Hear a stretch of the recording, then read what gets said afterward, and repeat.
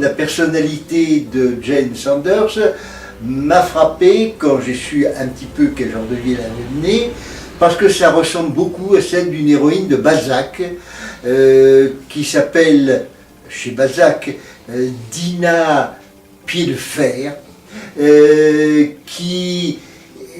vit à l'époque de Balzac, alors que Jane Saunders a vécu 2 générations avant, disons, avant la Révolution, autant Louis XV et Louis XVI, alors que Balzac c'est déjà le XIXe siècle, et dans les 2 cas, on a une petite jeune fille d'origine modeste, qui a fait des études, comme pouvait faire une jeune fille à l'époque, qui aime la littérature, qui aime lire et qui a envie d'écrire et qui finit par écrire d'ailleurs, qui s'intéresse à la littérature. Et les hasards font que l'une comme l'autre se marie à Sancerre avec un Sancerrois, un notable local, qui lui assure une sécurité matérielle qu'elle n'aurait pas eue sans ça. Mais il y a un revers, comme à toute médaille, c'est que c'est un monsieur déjà d'un certain âge, pas très séduisant, je pense, pas d'un caractère non plus bien agréable, assez ingrat donc, et elle se trouve parachutée dans la bonne société sancerroise du temps. Et là, elle s'y fait vite remarquer et apprécier par son côté littéraire, son côté juvénile, enthousiaste, et il y a un petit cénacle littéraire qui se forme autour d'elle. Dans les 2 cas, chez Balzac, comme dans la réalité pour Jane Saunders. À première étape, elle devient le centre d'un petit cercle littéraire de la région.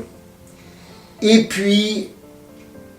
plus tard, elle prend de l'âge, peut-être que les admirateurs locaux se font plus rares,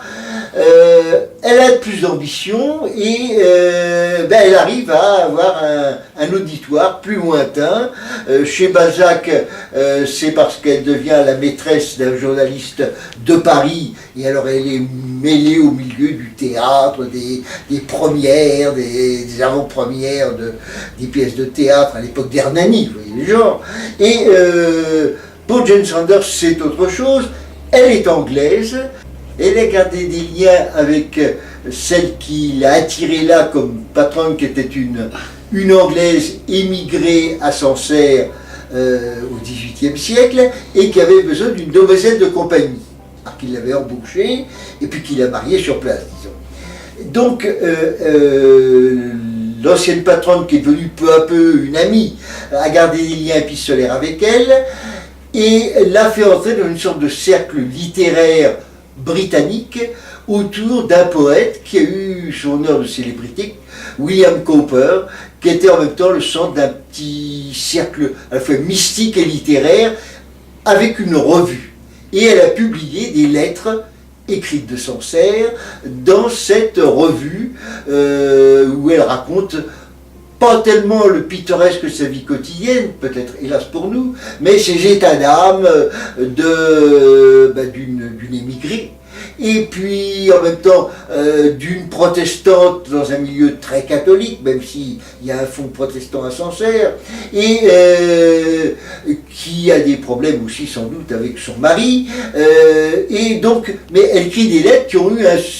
un relatif succès dans un monde réduit quand même en Angleterre. Donc les deux ont ce côté femme de lettres, disons. Et puis, dernier point commun, l'une et l'autre ont eu, l'une a un fils et l'autre en a 2. Celle du roman en a eu un